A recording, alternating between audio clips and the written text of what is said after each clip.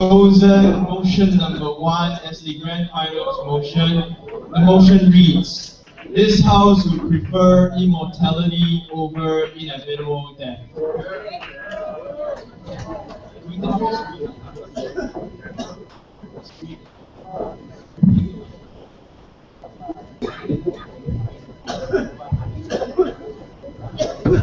A bit too. We push it back. Oh wait, no, now it's a lot more space.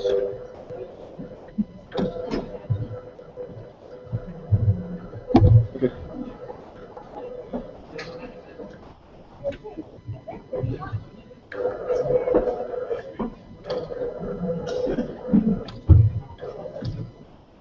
Just.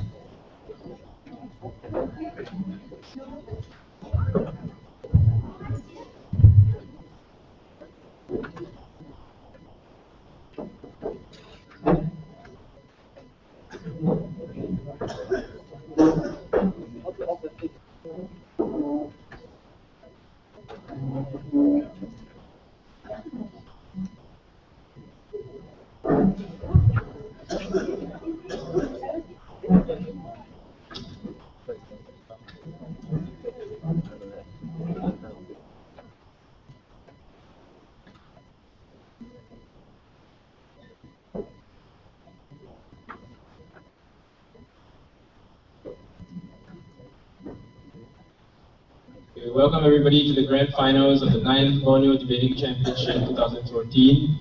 I'd like to congratulate both teams who made it so far.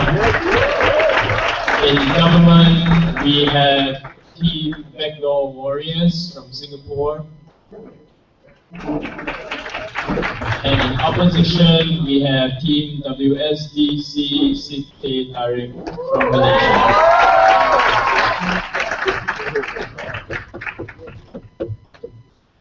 My name is Andre and I'll be your chair today. We'll be debating the motion. We'll be debating the motion on immortality versus death. Without further ado, I invite the Prime Minister to begin the case that stands in his name. Here.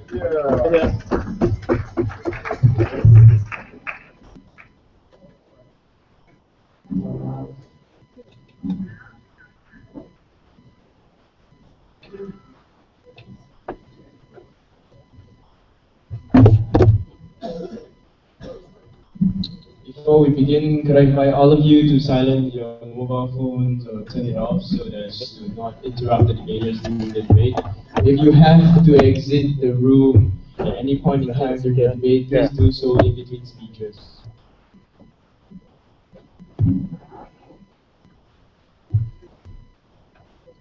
All right. Good. Mr. Speaker, this is a value judgment debate from the perspective of the average individual as to whether the choice to obtain immortality possesses merits that far outweighs an inevitable and uncertain death. The focus is not on practical limitations of human society or technology, or whether or not there's even life after death, because it is impossible to quantify and to quantifiably prove pure speculation. It's a thought experiment to determine if immortality would ultimately enhance the human experience. So what does it mean to live, and by extension, how best do we maximize the value of human life? We argue that living and being alive are two dramatically different concepts. Life is not just about existing and surviving to provide for base bodily functions, but it provides each and every one of us the agency to determine how we experience life. It's a culmination of extremely personal and subjective experiences which provides us meaning in our existence. The people we interact with and form relationships with, who we choose to associate and to love, for example. The activities that we choose to engage in. All of this provides us meaning in life. The problem with all of this is that death renders all these individualistic experiences completely and utterly meaningless. Because dying wipes the slate clean. It cripples our ability to have these experiences because soon nobody would know that you were here and that you accomplished all these things. Worst of all, you even won't possess the consciousness to be aware of your own life experience. That is why we value our ability to create memory and the concept of human memory to such a great extent. The only reason we are able to attribute value to life experiences is if we are able to relive them through memory or through actual real experiences again, right? And to bask in the pleasure of doing so. Immortality preserves our life experiences forever. Ask any suicidal or depressed person that constantly thinks of death. They question the futility of life because of the inevitability of death. You lose all hope in life because what is the point? All of us has at one point or another wondered this when you're lying at home in bed. But before I go on to further this analysis as to how best we maximize life experience, one QR. As much as he wanted to run away without characterization in this debate, he has to answer this question. In your world of immortality, would people still go through the normal aging process, or would they be in prime condition forever?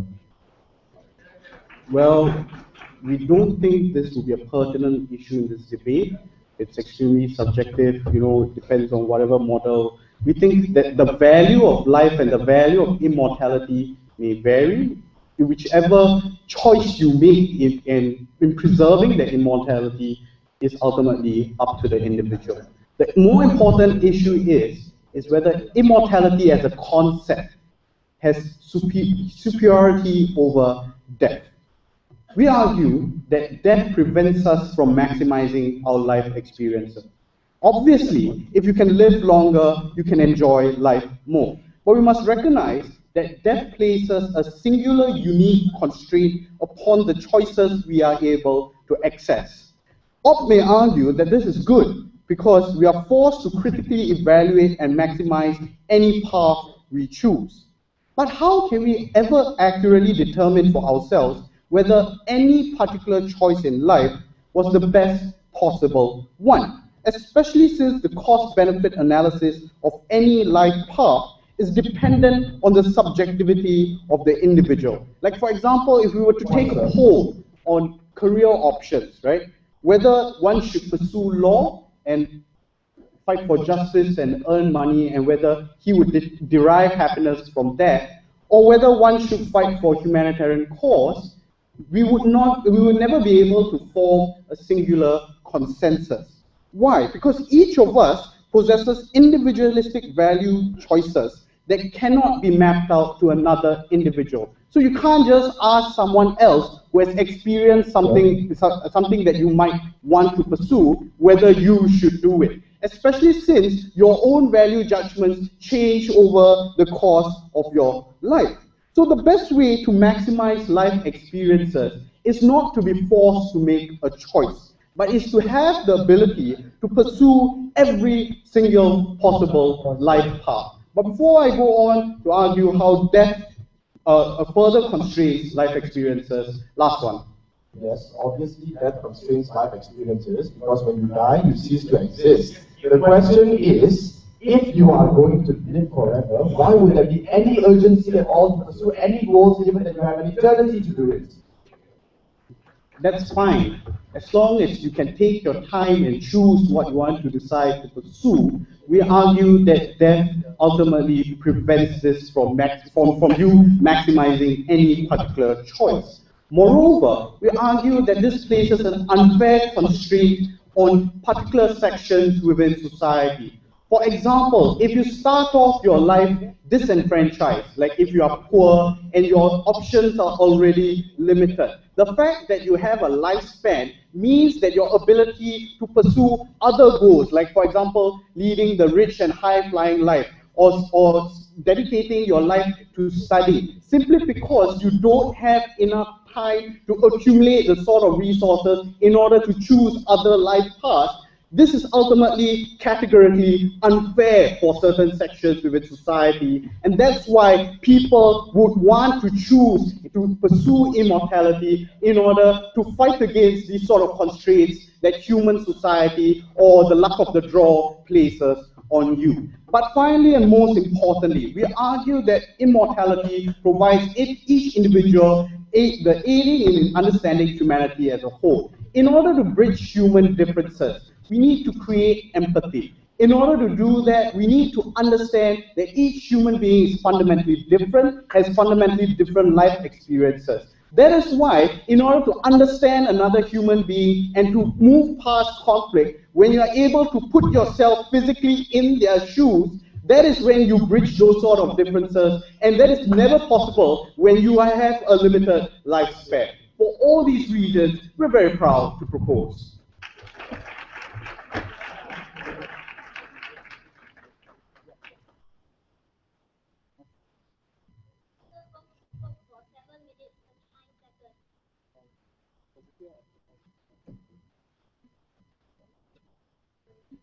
All right, I thank the Prime Minister for his speech. And now to open the case for the opposition side, to invite the leader of opposition team.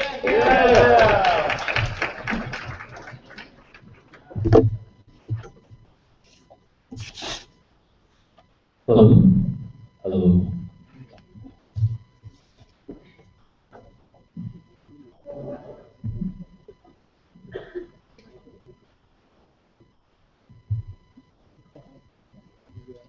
Death may be inevitable for us all, but it is death that stands as the driving force to life itself. The circle of life cannot exist without death. You disturb this circle, you disturb life itself. The stance coming from side opposition is simple. We think that inevitable death is the source to life itself. By preferring immortality, not only do you remove the quality of life, you remove its meaning as a whole. There are 2 points of rebuttal to side government before I move into my substantive contribution. The first point, on what does it mean to live? They told us that life, or time, gives us the agency to form relationships or meaning, and that renders us meaningless because people forget about us. There are 3 responses. Firstly, why is life important?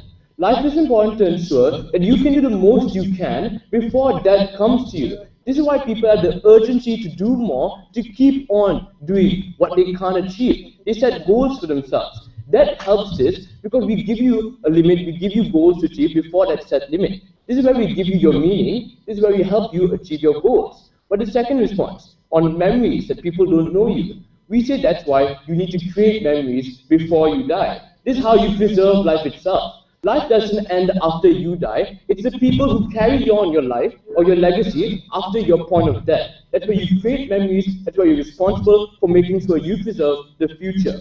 And finally, the final response to this. We're saying that it's heuristic. Because what you're telling us is that life is meaningful. We need life. We agree that is what we need in life. But how do you achieve the most meaning in life? How do you achieve the most goals? That's what you need to argue. You had to characterize the debate in a way that wasn't mutually exclusive. No, thank you.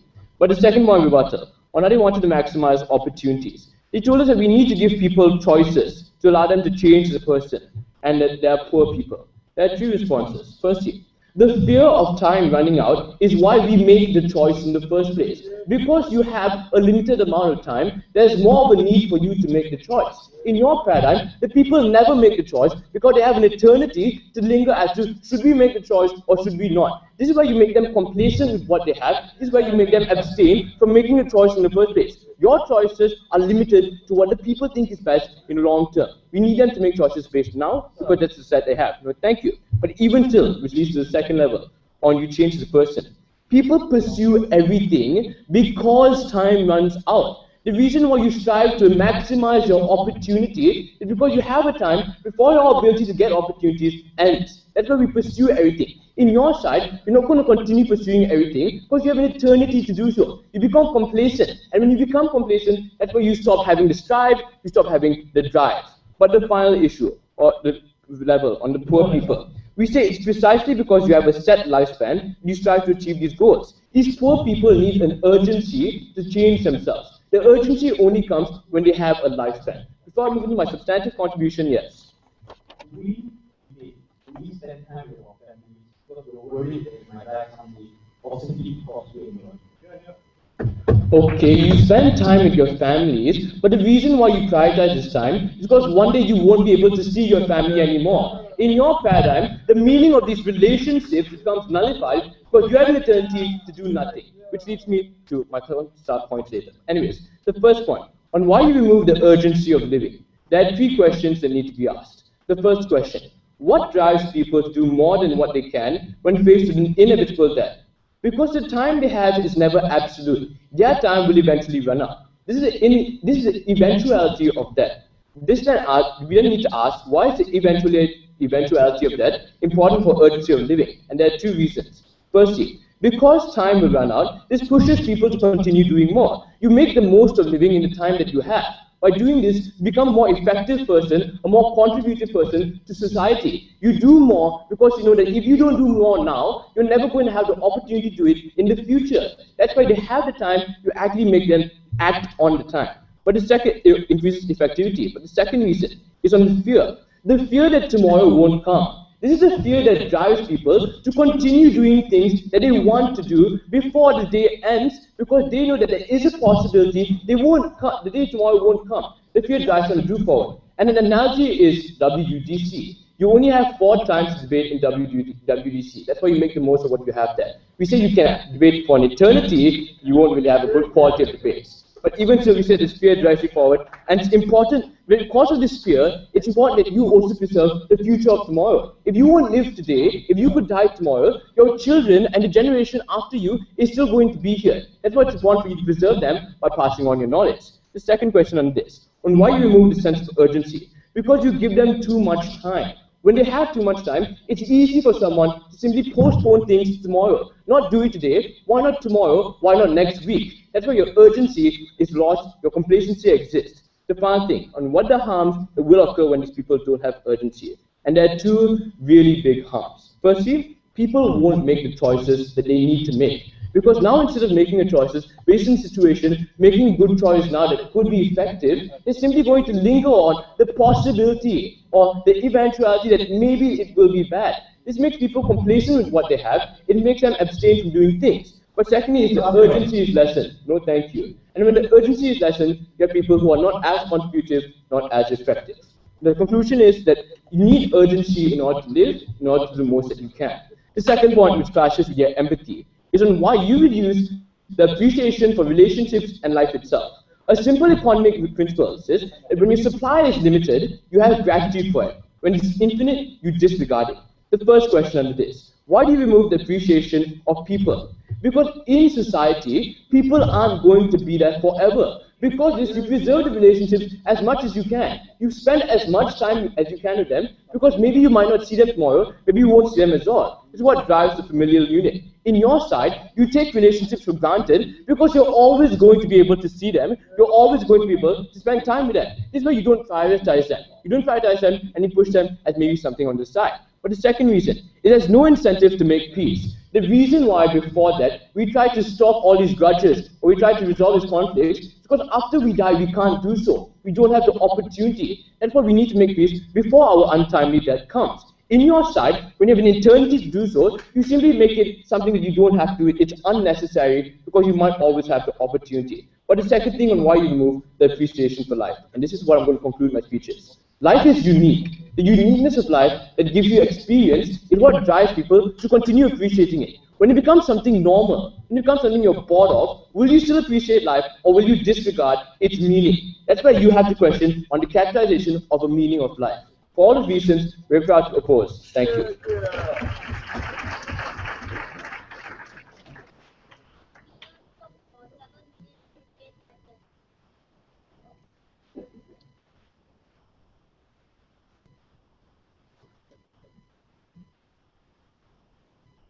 All right, I thank the Leader of Opposition for the speech, and now to continue the case for the government side, I invite Deputy Prime Minister. Thank you.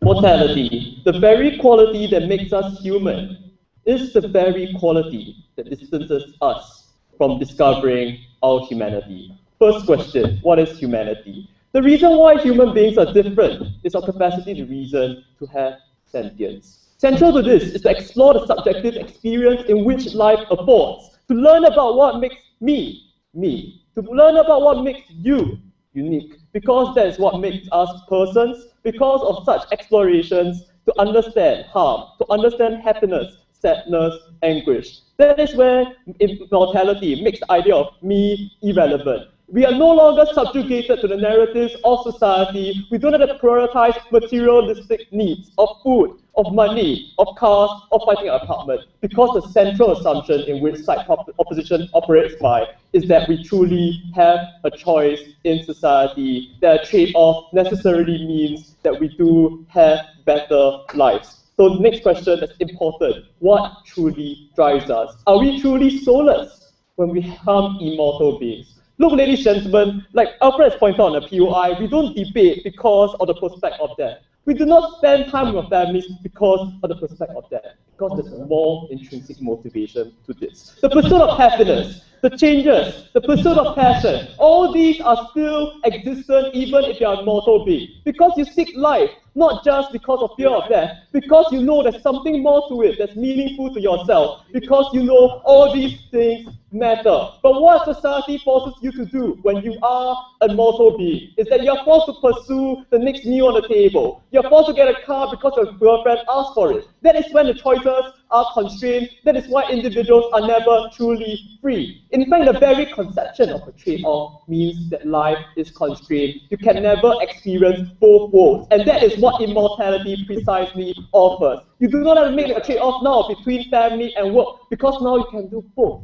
and appreciate what life truly affords. And that is what makes us human, that makes life more unique. And that is when we no longer have to be selfish to fight for what we want and validate it by rhetoric of YOLO. You only live once. That you can be selfish, you can prioritize all these materialistic needs. Sure. Before I move on, go ahead.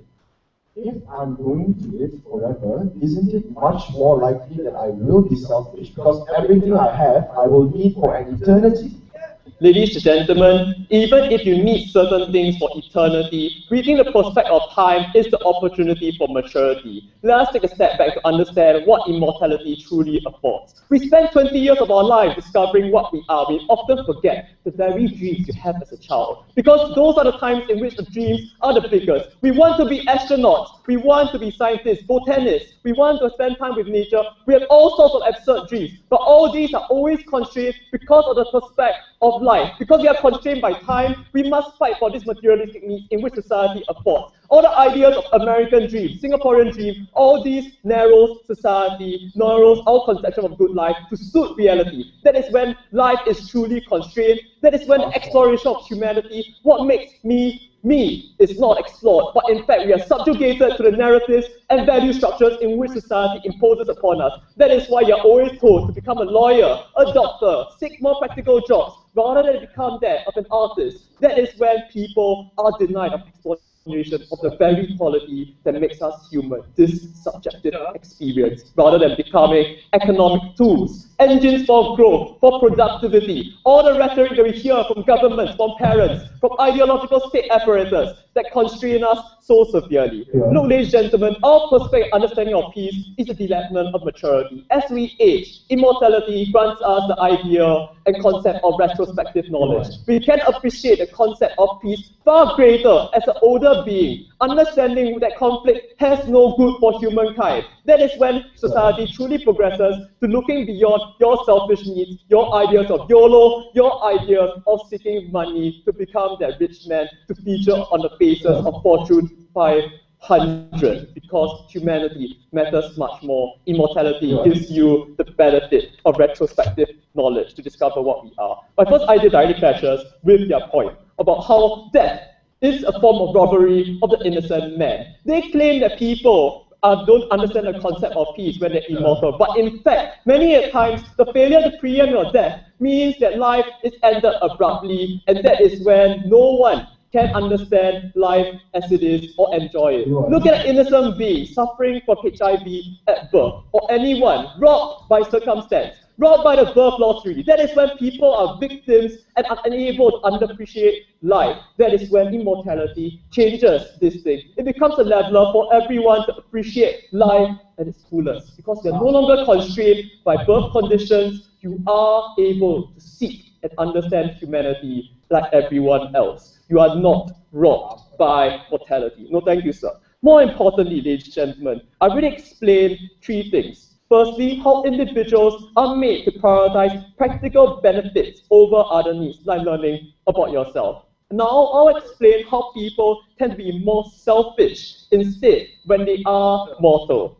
I've explained why life is short and you only live once, and it validates the rhetoric of selfishness. You have become less selfish when you're immortal because you have more time to consider other people's needs. When you've enjoyed all the benefits of materialistic concerns, that is when man truly progresses beyond the ideas of selfishness. Many a times, we are selfish because we think the grass is greener on the other side. Once we experience and understand the materialistic needs does not fulfill this central motivation, what truly matters to us, what makes kahao, that is when you truly progress beyond selfishness. You progress beyond materialistic motivations. You start to seek values like love, empathy, relationships, because these things that makes us human start to matter a lot more when you have time to truly explore, rather than be misguided by what society purports. That is when people truly understand that they can experience it without being forced to adopt a mercenary calculus, to be blinded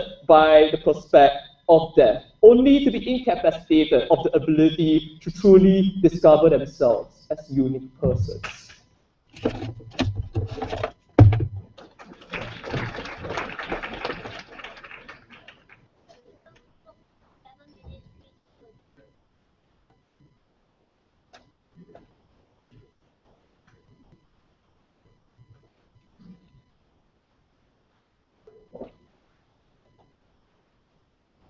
All right, I thank the Deputy Prime Minister for his speech. Now I'd like to invite the Deputy Leader of Opposition on the stage.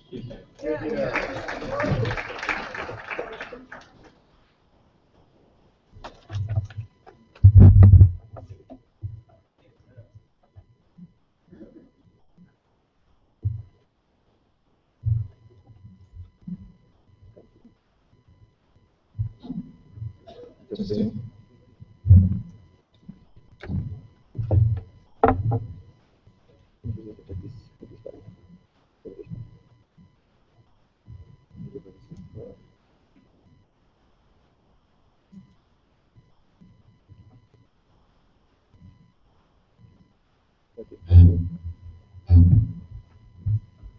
Yes.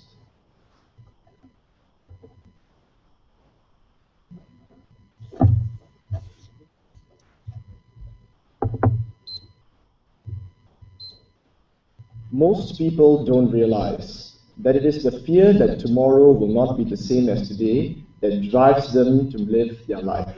They don't realize that it's the fear that tomorrow will never come that precisely motivates the value of life as we know it.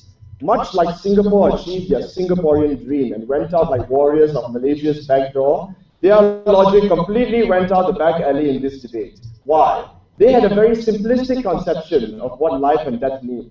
Especially from Kahao. He thought this was a 9-gag debate, where the only principle they had to prove was YOLO. That's not true. The fundamental assumption that they made in this debate was that the world would change just because people were immortal. They alleged that quality of life would increase, that people would suddenly become humanitarian, that society would suddenly change, that societal pressure would suddenly no longer exist, but that was something they never even asserted. They never proved that point, they never even asserted it, and that's why they fell. Because their entire case was premised upon the fact that society itself would change just because people were immortal. But what they really brought to us was this truism. We assume that people will have a better quality of life, no thank you, therefore living longer gives you a chance to achieve that. Yeah, sure. If you premise everything upon the fact that the quality of life increases and suddenly society has massive change, of course it's a truism to say that you have longer time to enjoy these benefits. The point is that they needed to prove to us why people becoming immortal would achieve those societal benefits. That's something that they never proved. 5 points of rebuttal before I move on into my substantive. First idea, no thank you. You don't have enough time to do what you want. Okay. Firstly, Sid already told you, it is precisely because you don't have that time that you are motivated with urgency to life itself. But even if they don't want to accept that, here's the second level of analysis. Under their side, people would never truly specialize and pursue what their passion truly was. We would never gain specialization because under their paradigm, they create a world where people are confused because you have all the time in the world apparently to decide whether you want to be a lawyer or a doctor. Secondly, and this was Reuben's 20-second substantive at the 7th minute, that it helps humanitarian causes. Incorrect. I'll be getting to this in my point mostly, but briefly, it was largely premised on the fact that you no longer have to be selfish. Incorrect. The very fact that people contribute to charities, that people give back to societies, is because they know that their life is coming to an end and they want to give back to the circle of life that is perpetuated by death. Under their side, people never do that. You are selfish because all your resources have to be kept for an eternity. That's the harm under their side. Third point of rebuttal, you achieve discovery of the self. Again, very flawed. Look, if I can't discover myself in 80 years, why would I be able to discover myself in 160 years? They never ever proved that. They never told us why immortality would enable discovery of the self. In fact, I really pity him. I understand why he can't discover himself if his girlfriend judges his worth by his ability to buy a car. But unfortunately, that's not the way that most people operate. In fact, discovery of the self is precisely motivated by the fact that you don't have all the time in the world to do it. That's what we get under our side. Fourth point of rebuttal, and this I love the most. Thank you. He told us this was a robbery of life. Firstly, I don't see who robbed life, since everyone loses their life unless you say that God robbed your life. But secondly, we talked about birth conditions like AIDS. Very good. This is very good for our case. Reuben ran away from my POI. He said that this wasn't a debate about whether they were healthy or whether they were going to be in prime condition forever. Yet he comes up here and characterizes things like AIDS. Look, there's only two possibilities. Either you live with AIDS forever, in which it's morally reprehensible because your life is a living hell for all of eternity, or secondly, and this is the worst part, even if we assume that you're in prime condition forever, you are going to perpetuate societal structures, you create a static world because the world never changes and progresses. Society always stays the way it is. Final point of rebuttal, you progress beyond materialistic motivations. Incorrect. Precisely because you live forever, you want to have a good life forever, you are more inclined to become materialistic because that materialism will promote a good life for you for all of eternity. Before I move on to my substantive points, I'll take you. But that's when they are the most happiest and the most motivated to achieve their goals. I think this would be the same for any mortal being. No, it's different. Children don't have conception of mortality because they generally don't have conceptions of anything. It's when you achieve conception of what your life means, that's when you truly are motivated to achieve life and the actualization of your life because you have a limited time to do it. Two substantives today. Firstly, how to create a static world. I'm going to be analyzing the unchanging status quo from 3 points. Firstly, in terms of politics. Second, economics. And third, commitment and love. Yes, love. Now, under politics, can you imagine a world where people like Robert Mugabe live forever? Or God forbid, Dato Sri Najib Tun Razak. It is precisely in that kind of world where the very societal structures that pervade society would be able to be entrenched forever. Things would never change because society itself would be entrenched to the point where it never changes, it's static, because their world creates a situation. Even if we take their best case scenario and assume that everyone is in prime health forever, it is precisely in that condition that people will never retire, that people who are power hungry and power crazy will want to perpetuate their legacies forever. That's the kind of societal change that they don't want to create. Secondly, in terms of business and economics, this is precisely harmful for the simple reason that innovation never occurs. No, thank you. Because you create a world where there is no need for progress, where there is no need for changing of the guard, where there is no need for innovation. You perpetuate structures that already exist. Pre-existing conditions will never be improved on. In fact, you perpetuate the very legacies that we want to change, but you never change it. Thirdly, in terms of love and commitment, when you make a vow to someone in marriage, it is until death do you part. People will be less likely to make commitments in the long term if they are unsure of how long the commitment is going to be. This is precisely the value that we get through death that they cannot get because they are immortal forever. What is the second level to this point?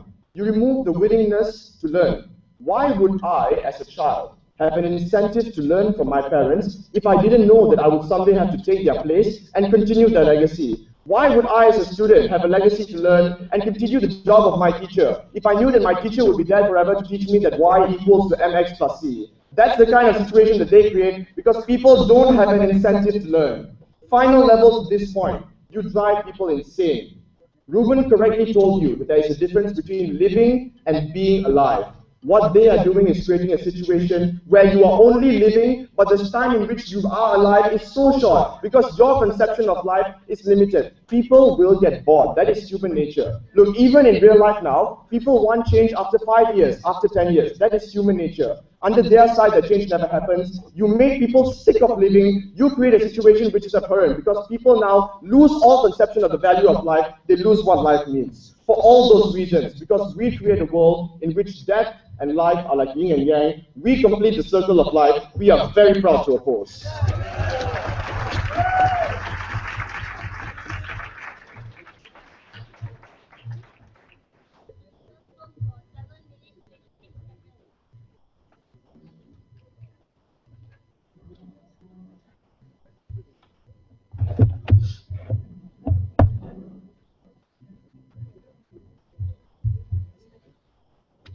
Alright, I thank the Deputy Opposition for the speech, and now to summarize the side for the government, I invite Government Whip.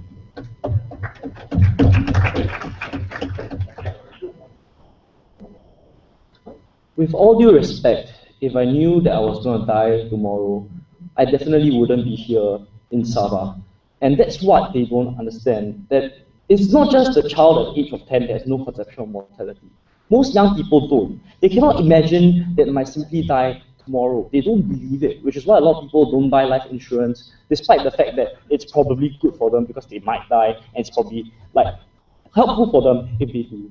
So, and that's why we tell you that people are not just motivated by the fear of death. That the motivation due to the fear of death is what oppresses you. But before I move on to the cases, let's, my issues, let's talk about some weird nitty-gritty things I need to clarify. I don't think it would be fair to debate this debate when we talk about individuals taking an extreme case and talking only of dictators. And there's a reason why I told Reuben to come out and tell us that this should be is more meaningful to take a value judgment of a random individual and whether or not it's good or bad for him to live forever. Because otherwise we can just throw examples at each other and get nowhere. But before that, yes. People don't buy life insurance because they are poor, firstly. Secondly, the world that you create is a world where people never have any incentive to progress. You have never even asserted to us today why that will change. That's not under your side. We told you already. It is the urgency to life that promotes people to change, that promotes people to pursue repeating what you said, what you already said 3 times doesn't make a difference with debate. But it is also a truth that people under-insure themselves all the time. So let's move on to my 2 issues, right? First of all, I'm going to ask, what does it mean to be human, and how does being immortal affect that? And secondly, I'm going to take a look at the sacrifices and trade-offs we have to make on either side and weigh them out accordingly. On the first issue, right? What does it mean to be human? We say that when you're mortal, mortality defines our humanity in a regrettable way. We care about the wealth we accumulate, the material experiences we seek, because it's their myopia that lead us to prioritize practical material comforts. That's what, because there are a limited number of things we can do or enjoy before the gods of death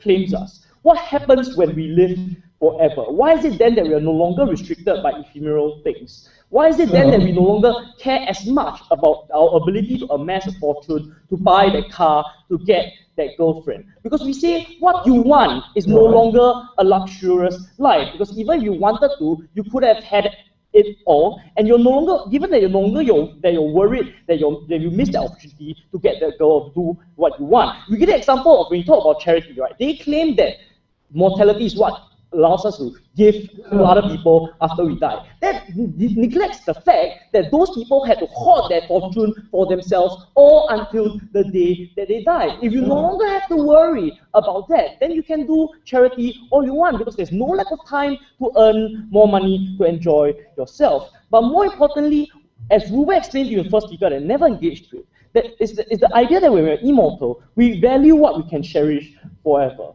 Our memories of other people, the relationships that we have, what brings us deep pride, deep pride, joy, and happiness, and our ability to share it with others. Why? Because we're liberated from the need to spend 4 years studying law school, and then after that working 60 hours a week to amass a fortune for our retirement, neglecting our family, friends, and children in the process. It is when we don't have to do that anymore that we do what is truly meaningful to us, because we are motivated by love, by passion, and spiritual fulfillment. It is a misrepresentation. What they had was a misrepresentation of argument when they accused us of just simply saying that when you have more time, you can do more. What we told you is in fact that it changes our identity and what we strive for. Let's move on then to the second issue on what are the sacrifices and trade-offs. And we claim on our side that when you're mortal, what you have to do is to scale down your dreams to suit reality rather than to try what you can to realize your ambitions to make it reality. We have to curse the fact that, for example, we may be born in a third world country, we might be restricted by the birth lottery that limits our life opportunity. Bob tells us that the ticking time bomb is what forces us to make choices. But it is a simplistic assumption, then, to claim that it is necessarily a good thing. What outside have done is to show you what's the nature of the choices we have to make and why that's bad. If a little kid, if a teenager wants to play football instead of studying his or her ass off, or would impose on this child that he's wasting his time and being lazy, neglecting the fact that sports might be more meaningful to him, that becoming an athlete is what he might truly want, that might be more fulfilling to his subjective life. Kahal told you that we go through the first 20 years of our life rediscovering what the person that we are. At which point in time, we then realize that we need to be realistic, to spend a lot of time going to work so we can feed our family and enjoy our materialistic life, only to look back and regret later on in life, because the moment, at the time when you're 30, when you fully come to terms with yourself and you finally understand what it is that you want, it may be too late to pursue it. And that's why we say immortality liberates you to be the person you wish to be. But yes, sir. Sir, life also exists through a reality. Even if your people can achieve all the dreams you set out to achieve, is there an urgency to do so, and will you change the pre-existing stereotype that prevent that? But why is that urgency necessarily a good thing? Why isn't it a problem that you can lead a leisurely pace of life and do what you want in your own time? Because I say even if you sit on your ass for 20 years, you'll eventually get bored of sitting down and doing absolutely nothing. You start to enlighten yourself and you realize, oh my God, I need to do something about my life to make it meaningful, right? We say that when an individual signs a contract under time pressure and emotional duress, the court questions his capacity to consent. And we say that the same pressures apply in life due to mortality. The same principle can be expounded upon love and marriage that they wanted to talk about. But the assumption they made is that love and marriage has to be for life, that you have to enslave yourself to one person in order to find true happiness. And we say even if that were the case, we say it is because you are mortal. That's why you want to try new sexual experiences, have new sexual partners, because YOLO. But you have the abundance of time, you can do whatever you want, you can continually seek for a better partner that's a better suit for you, and the both of you can achieve true happiness. Just because you love someone now doesn't mean that you have to love the person later on, because people constantly change and evolve. And we say that's what gives us the true understanding of life. That's what gives us empathy of other human beings. Very proud to propose.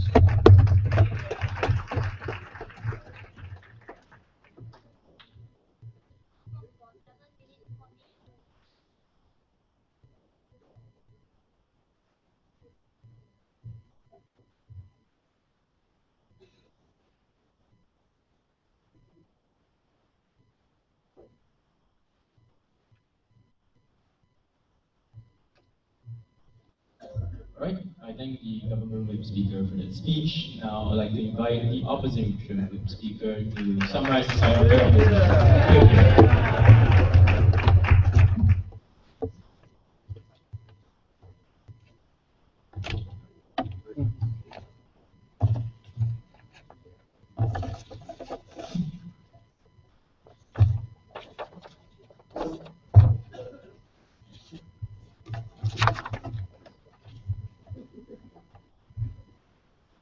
Yes.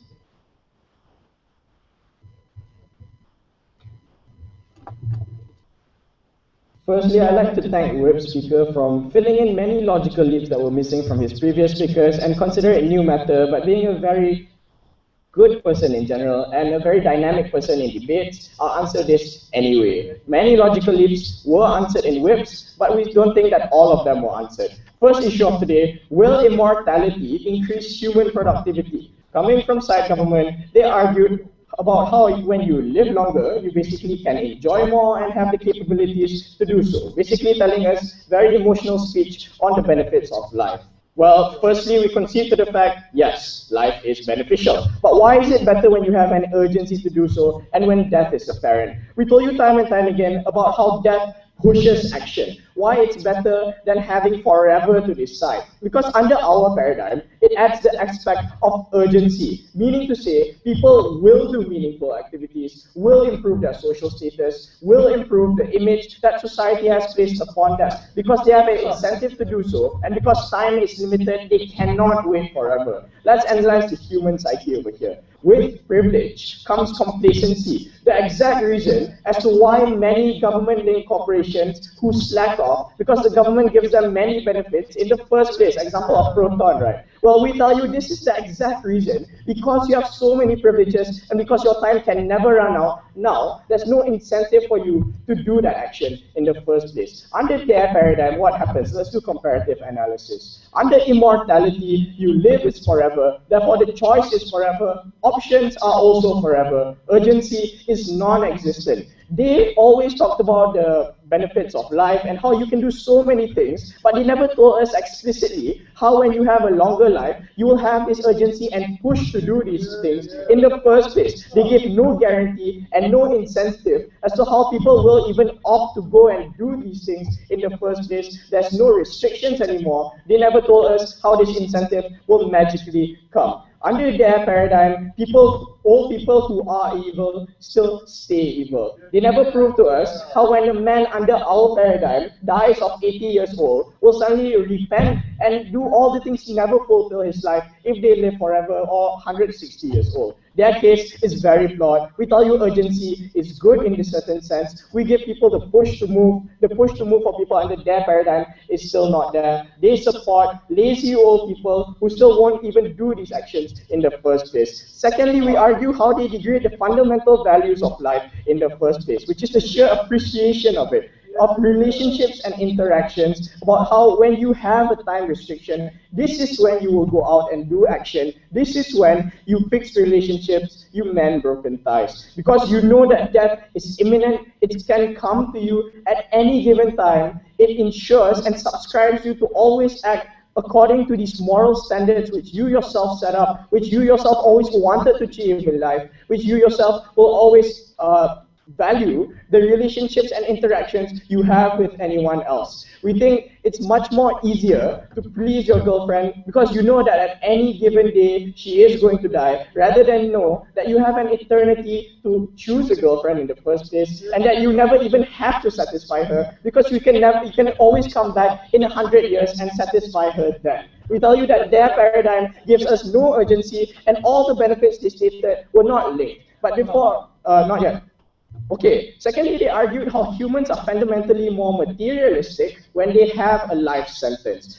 Firstly, there was a huge logical leap. They never proved to us how when the longer you live, the better of a person you are. Under their logic, all old people are angels. I beg to differ. Tons of tyrannical dictators live to live to decades of age, sit, they never repent, they are not as good as a person as we are. But also we beg to differ because my 70-year-old maths teacher still is very evil, always paints me and gives thousands of pages of homework. Example, many younger people are more better and have better moral standards than old people. This is why you cannot quantify individual merits as to how a person can significantly become better based on the amount of life experience they have, because under their paradigm, all old people are good. I beg to differ, that's not true. But all the judges seem to be very good today. But secondly, we argue how they are much more moral under our standard. The same reason applies. how people, when they write wills in the first place, because they know they're going to die, this is why they give all their wills to people who they care about. It forces action about how you want to distribute your whatever you have under your property to people you care about. Secondly, about how people donate everything before their death. They suddenly give lots of money to the mosque. This is when people suddenly start being so good and moral to other people. This is how morality is under our side. We have the higher moral high ground in this debate. This is why immortality will not increase human productivity. They need to give us this logical link and sneak it in their reply streams. But before I move to my second issue, yes, sir. Last one. Why is it a good thing that I have to find a girlfriend, marry her, and settle down before the age of 30? That I cannot go out and find the one that is suitable for me and change them as I wish? Because you never prove under your paradigm that will be achieved. And because of all the benefits of life, you argued this is why it's good. Kind of contradiction, actually. But secondly, it's going to be about an implication of what happens and what are the harms. Coming from side opposition, just to point out that whip speaker never even engaged with my second speaker. We told you how you now create an unchanged status quo in the field of politics and economy. You create an unproductive world. There's no incentive for improvement, and an unchanging status quo that never even changes in the first place, where bad people will always stay at the high political positions they have, and how economies, when are bad, will stay bad. We also argue insanity about how they try to talk about poor people and people who are born with AIDS, right? Well, that harms their case even more. Now these people have no avenue to change and are forced to live in these dire situations forever and can never change because they can never die. This is the harms that they never even tackled and also have to sneak in their reply speech. But secondly, they argue that people cannot live because not enough time. Factual error. People cannot live because of a mismanagement of time, not because of the length of their lifespan. Many people live successfully on all standards. Emma Watson, who is a successful actress, also just got really good results from Oxford in the first place. A simple example of an individual who manages time very wisely is, well, me standing over here. But secondly, we tell you under our case about how you push this individual to add more action. We don't think that it's not because the length of your lifespan that you are bad. It's just that because you're generally bad. This is why the harms under their case are even more explicit and exacerbated. This is why there is no Singaporean dream under this case. And secondly, this is why an inevitable death is the essence of life itself. #YOLO.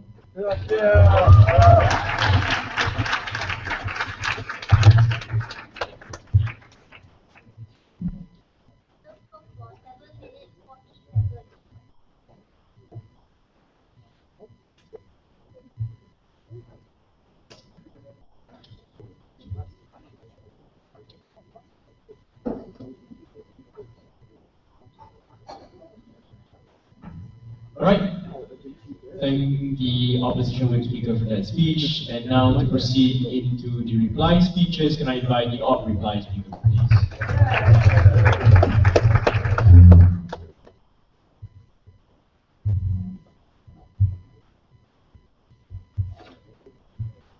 Test. Immortality doesn't exist. Immortality shouldn't exist. My reply speech will be their funeral. 3 reasons why they definitely lost this debate. Firstly, their entire case throughout the bench was premised on assumptions and truism. They told us that we should live longer to have a better quality of life. Yet, in Kahal's speech, he tells us about all the problems of people with AIDS and people who are born in third world countries. Exactly. That kind of thing will never change, and they never proved that it would. Meaning that what they do is they perpetuate suffering for an eternity. That's the harm that they have on their side. Second reason under this point of assumption, they assumed that society would change. They told us that because I have an eternity to pursue life, suddenly I will be able to do what I want and actualize my beliefs in a meaningful way. Two responses that we gave you throughout the bench. From Tariq's speech, he told you, it's not a lack of time, it's a mismanagement of time that makes you unable to actualize your beliefs. But secondly, and more fundamentally, we think it's untrue that people in status quo are unable to actualize their beliefs. In fact, many people are able to actualize their beliefs very well. And finally, the assumption they made was that people would value life more if it was truly immortal. And he told us that if he was going to die tomorrow, he wouldn't be debating here today. Precisely. If he was immortal, he would never care about his family. The fact that he is mortal means that he has to make a decision on a daily basis as to what he has to prioritize. In this case, he chose to come for this debate. In another case, he might have chosen to be with his sick grandmother on her deathbed. That is what they take away because they remove that urgency. This is something we brought to you throughout the debate. Secondly, they dismissed our case and strong-manned it completely. Tariq was right when he told you they didn't respond to my speech at all. In fact, Alfred never even considered it. We told you completely how this creates a static, unchanging world and a status quo that is able to be entrenched and pervaded forever. I told you how people are going to get sick and bored of it. You drive them to insanity. They never responded to this. I don't know why. Clearly, Singapore has a listening problem. Secondly, under this point, they never ever truly dealt with the fact that the urgency of life and the appreciation of life and relationships was so important. This is something that Sid brought to you very strongly. We had very simplistic responses from their side. Despite the fact that we evolved throughout the debate, we kept on telling you why. In almost every possible circumstance, it is the very essence of that that drives you to pursue life in a meaningful way. This is something they didn't deal with. Finally, and the most important reason, they never wanted to grapple with reality. If people are truly immortal, there are only two possibilities. Either they are in prime health forever, in which case all the stuff I talked about under my static, unchanging world will apply, and this is something they never responded to, never even tried to respond to, or they become sick and age normally, in which case it is morally reprehensible for you to keep them alive and keep them living in a state of suffering, despite the fact that you think that they should be alive. That's the true occurrence in this debate. That's why we take it. Two questions. What happens to individuals and what happens to the world? We've told you that the individuals you create are individuals which are never truly going to appreciate the meaning of life and the meaning of relationships because time pressure doesn't exist. Humans are motivated and driven by pressure. This is the nature of life. This is something that they fail to realize. Second question, what happens to the world? We told you that you're going to create a world where people don't appreciate life because it is unlimited. You don't appreciate relationships because there's always tomorrow and tomorrow and tomorrow. Life's brief candle never has the possibility of going out. You create a world where people don't change, where people have no willingness to learn, where people don't have an incentive to change status quo and make innovation. That's the harm under their side. In conclusion, I'd like to say this. It is too late. Their case has died. Their reply speech cannot save them. So if you take home one thing today, remember this. As the Latin phrase goes, memento mori. Remember you will die and use that death to truly pursue the life that you have in this age. We are very proud to oppose.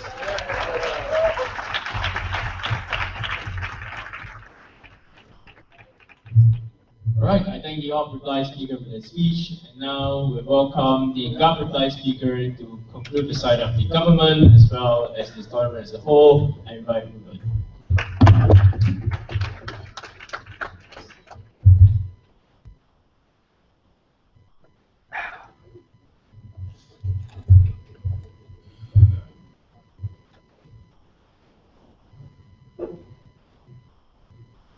The reason why opposition has lost is because their entire case is consequentialist at best. All the harms that were brought out throughout these three speeches, which by the way was never a burden to engage with given that this is a value judgment debate, are based on hypothetical, practical scenarios that may possibly exist and are based upon a singular idea that we are only motivated by death.